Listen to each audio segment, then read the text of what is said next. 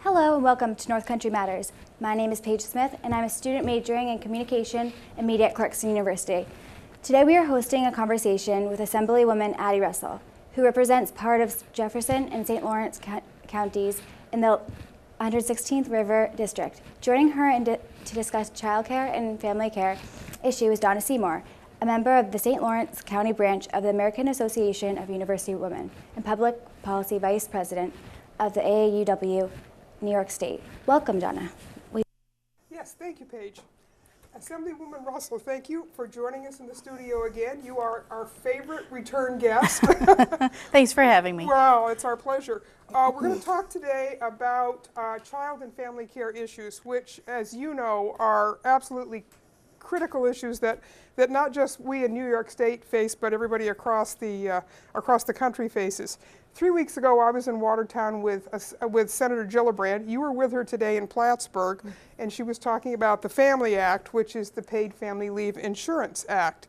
And she spoke, I'm sure today, as she did when I was with her, about the challenges that every family faces, and that if you have young children, or if you have elderly family members, or a sick family member, or you're just caught in a very, very difficult trap between the needs of your family and your responsibilities at work.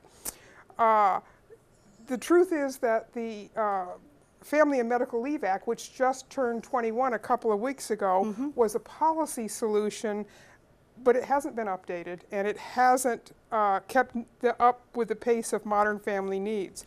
So you're a working mother. Yes. You've got 2 young children. Yes. You've got a very demanding job that requires you to travel, and so you live these challenges every day. And you're also a member of the Assembly Child Care Work Group.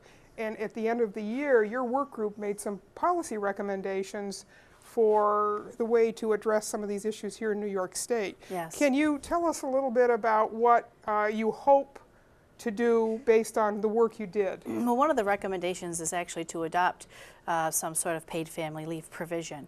That is really, I think, the first thing that we need to do. It really helps families when they have a brand new baby, and that's really the first step in trying to figure out how you're going to take care of your child. We can come back to that, but the other things were to increase subsidies, to support more quality daycares, and to provide grants for those for daycare providers to ensure that they are able to provide quality programming. There's things like trying to make the system work better, cut through some of the red tape, break down some of the silos, get rid of duplicative reporting requirements. So there are kind of those broad things that we're supporting is some regulatory reform, but then it gets right down to helping our individual child care providers to be able to do a better job for the children that they're taking care of. So there was several different things that we talked about, but if we can circle back on the paid family leave issue, you're right. Our systems are out of whack. We have an economic system that is requiring 2-parent earning households. We have a tremendous number of single-parent households, and they need some help. It's not the June Cleaver situation where one parent can stay home. The economic reality is that if there's an adult in the family, that adult is working. And so the paid family leave is similar to Social Security, except for you get the benefits a little bit earlier in life. You as an employee contribute, and your employer contributes about $2 a week is I think what it would come down to. And that would enable someone to receive up to the mid-60, like 66% of their wages, up to $5,000 while they're out for 12 weeks. The child care shortage, one of the biggest areas of shortage is for infants, for newborns. And it's very tricky to figure out a plan, especially before the baby comes. That's right. My first came 6 weeks early. But there are So any plan you had in place Any, was... well, thankfully, I had the best plan of all, and that is because I have a big extended family. But for many people, having a baby is not something that's an exact science, still to this day. No. With all the technology there is. So best laid plans can be out the door with a small hiccup. So being able to keep your job, to receive some of your income allows you the time that you need to take care of your baby. This is both for men and women.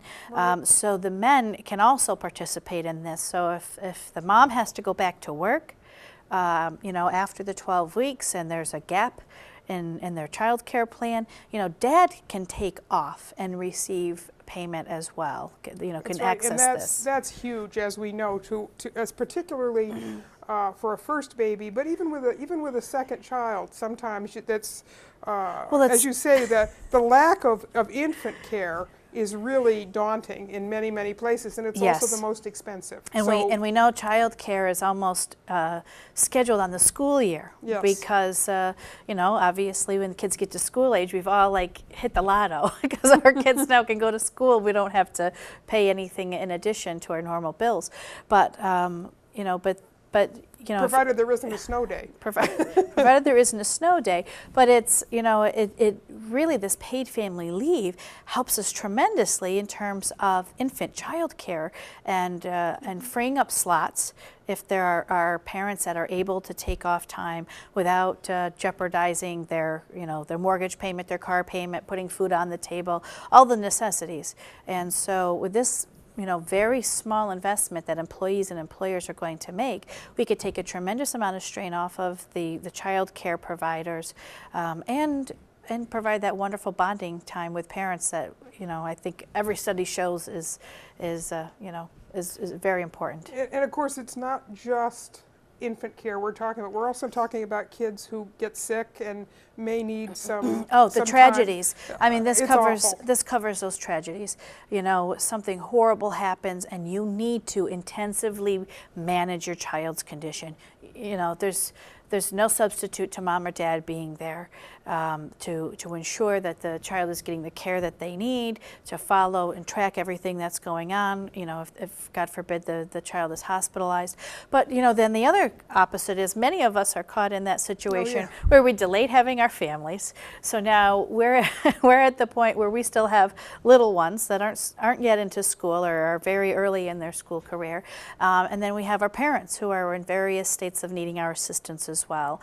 Whether it's because they need to have surgeries or they fall ill suddenly, we're kind of caught in between. And this provision would also allow us to take the time to make sure that our parents get healthy, get them into a long-term safe situation. Yes, right. Make all of the transitions that need to happen, and not put ourselves at financial risk. Now, this is particularly important to me as I'm the children of the baby boomers, right. And we have this whole generation of our society that is retiring, that are coming of age, that are starting to recognize that they might have some health issues. And there's something about hitting 65 that seems to just knock the pins out from under your health. So at this point, we need to do something for the generation that's going to be expected to take care of the baby boomer population. And we don't want to put our parents in situations that they don't want to be in. So allowing our generation the flexibility, I actually think is going to save our society a lot of money in the long term, because we can get in there, we can help mom and dad, they can be where they want to be, we can get the situation resolved, and then everybody move on in the best way possible for their family. And we know what happens in situations where families have limited financial resources and someone has to go into the nursing home or anything like that. Eventually those costs roll back onto the state. And one of the things that we also know is that there's just not enough caregivers out there. No. There's not enough formal caregivers in nursing homes and assisted living places, and it's very hard to find somebody to come in even for a couple of hours a day to help someone manage in their own home. So even if you had the money, you're going to be, it's going to be hard to find. You're still going to have challenges in trying to set up a good plan.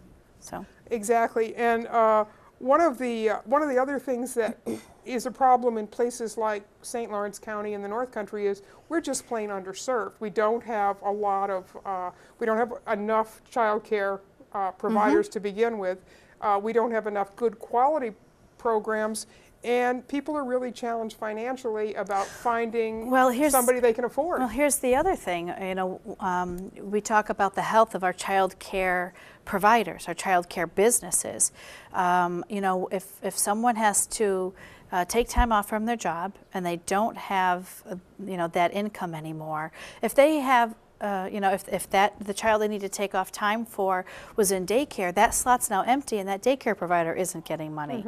And the same, you know, if they have siblings, you're pulling, you know, out the kids that were also keeping a business sustainable in the community. So it really, the wide-ranging ramifications you know, of someone having to leave their job and lose their income to take care of someone in their family, it ripples through our local economy. That's where we see it the most, is in the local economy. And it's just plain stress on families too. And paid family leave is one of those things that if you are in a difficult situation, the last thing you need to do is have problems with work at the same time. Right, and financial. This is a pro-family piece of legislation that the Senator Gillibrand has introduced at the federal level, and that we're working to gain traction on at the state level. Yeah, and I think that's the key, because we know that things are not going as smoothly as they could in Washington. I think that's safe to say. So we're on the case in New York State as well. And we do know that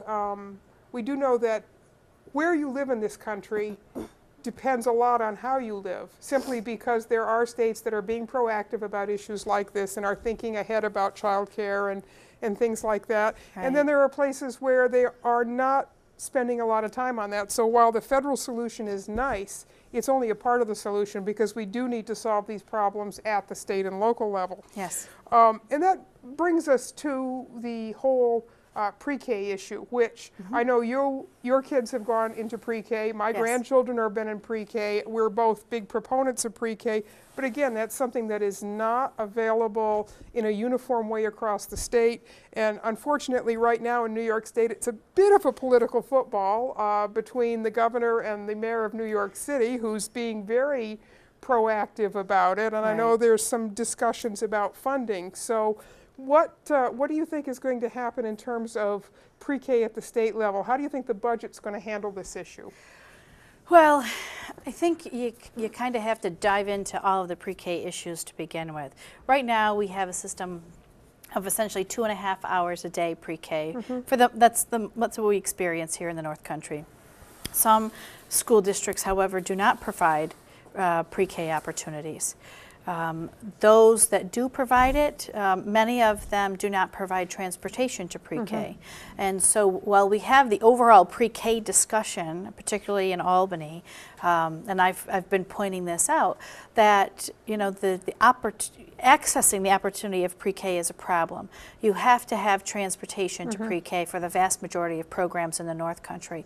And our neediest population, those that are most disadvantaged, oftentimes don't even have the wherewithal to get their kid to pre-K. That's right. Or pick them up at a half-day program. Right. They may be able to drop off, but they can't pick up, or they can't afford a service like a daycare service that would be able to go and pick their child up. So one of the things that I talk about is, as we're trying to deploy pre-K universally at a half day, and then to ramp it up to 5.5 hours a day, which is what full day pre-K is called, that you have to have a transportation component, or you have to figure out how to wrap around other services like child care, after school, before school programs, in order for it to be meaningful for those that need it the most to be able to utilize this service. So one of the things we have to do is make sure that we have universal pre-K, half-day pre-K. Right. Now, I have in the past been a skeptic of full-day pre-K. I had difficulty sending my son 5 days a week for half a day.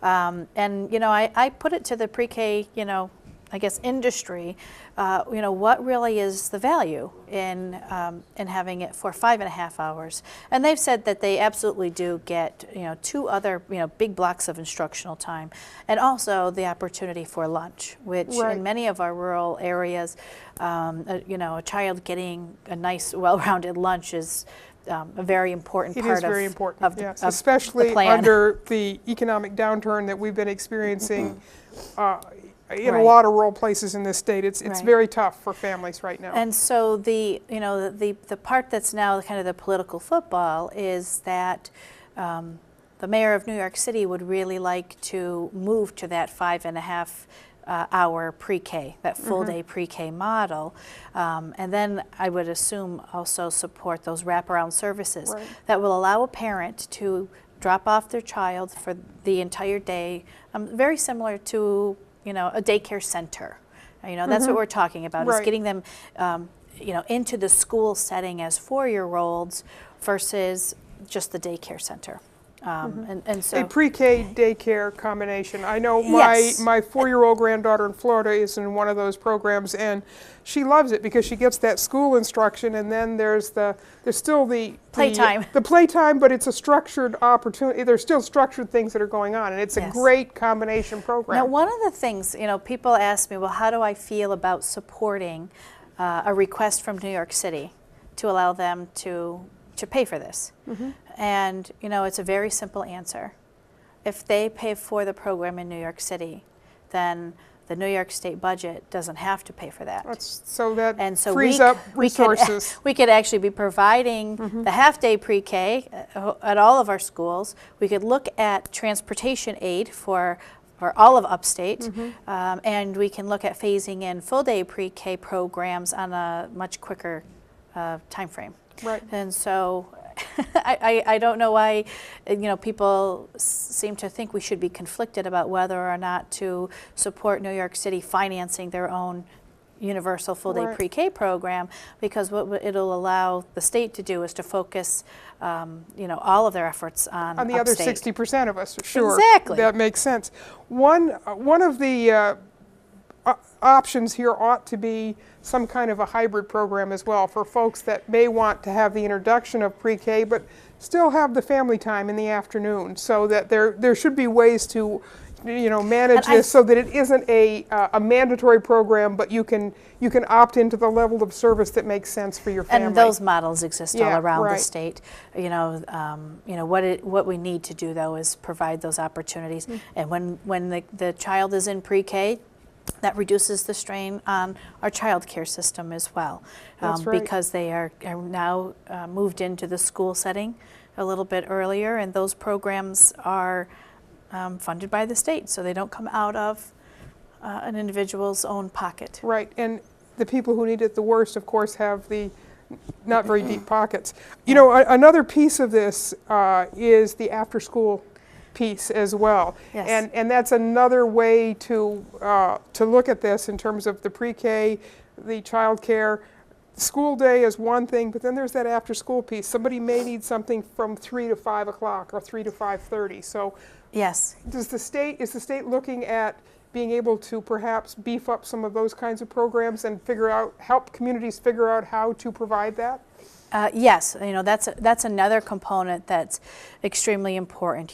How can we be as supportive of our families as possible, and also provide sometimes that extra help after school, or those enrichment activities that you're not going to get if you're just going home to play a video game. Right. One of the things that I haven't had to tackle yet is that middle school age child who thinks that maybe they're grown. They don't need to be monitored? Actually, I take that back. My 6-year-old thinks that he should be able to stay home while I grocery shop.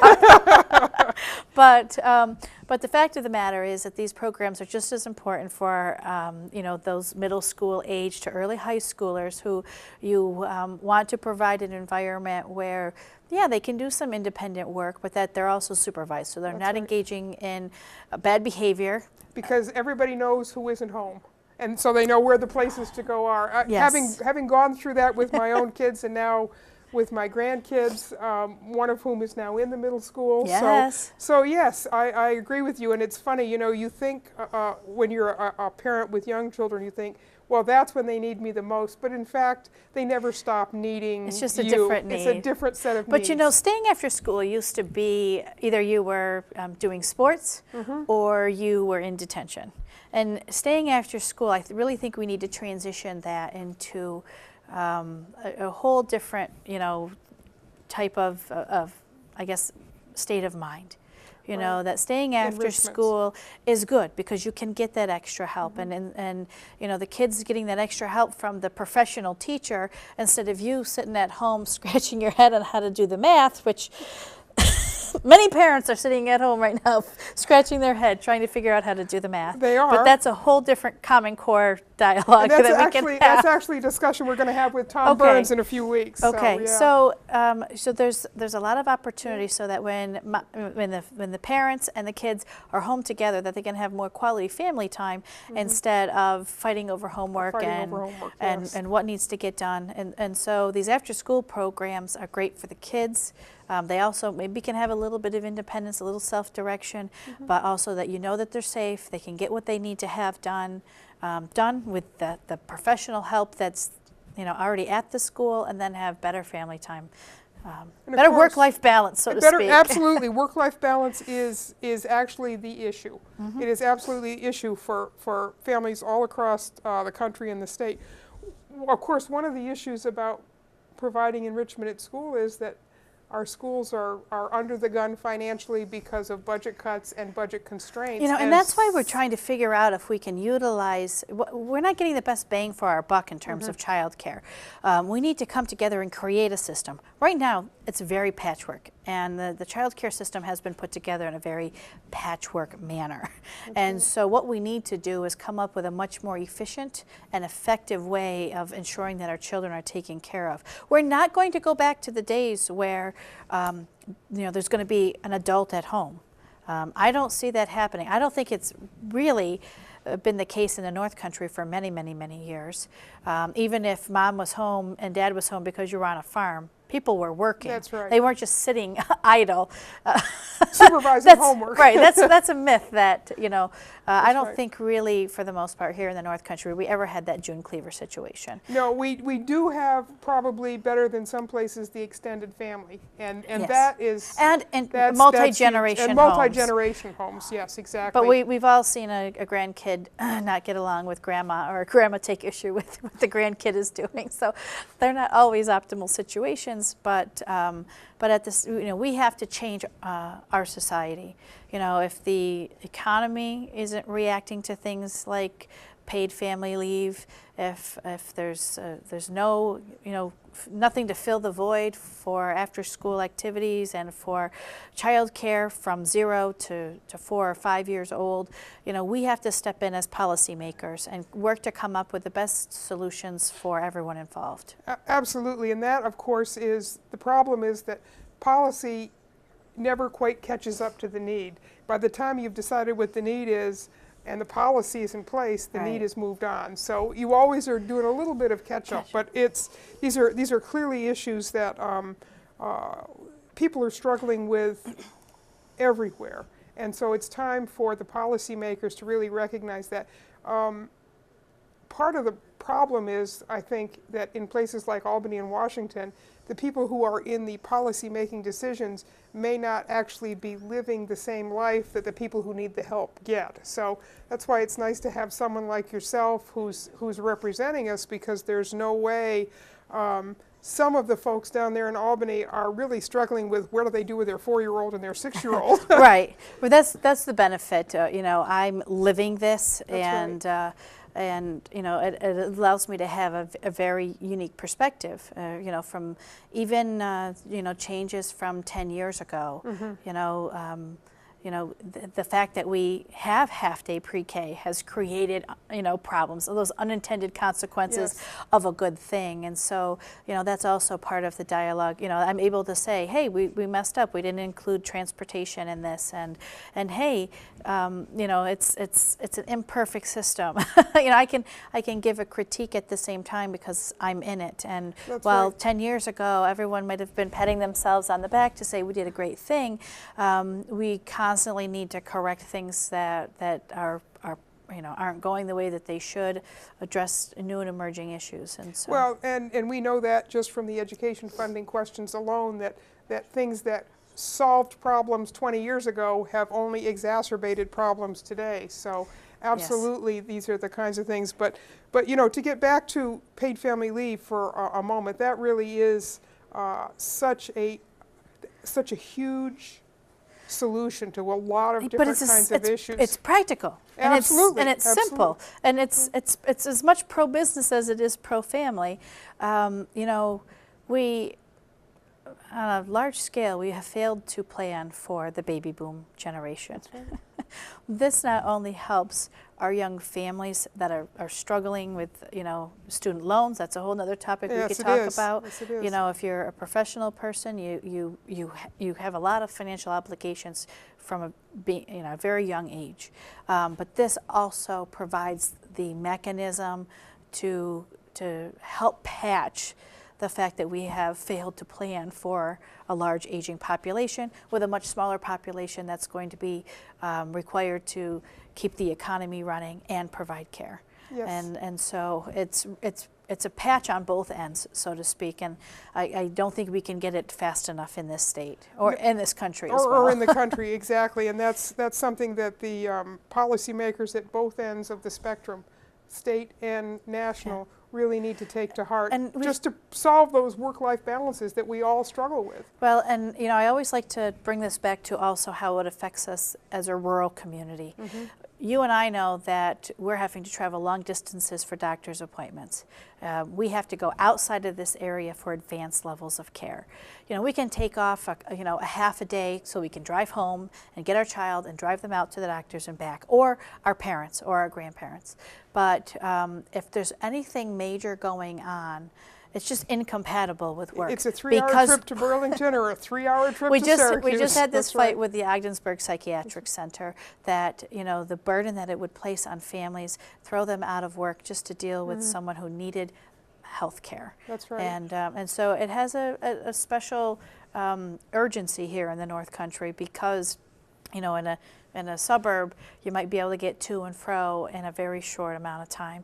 But up here, you have to take entire days off just to do medical appointments. Well, Addie, thank you so much for coming in today and having this conversation with us. This is something that every family in New York needs to deal with at one end or the other, and many of us at both ends. Yes. So, thank you. Thank you, Donna. Sorry, but our time is up. Thank you. These conversations are a production of North Country Matters, produced here in the studios of WCCAN on the campus of Clarkson University.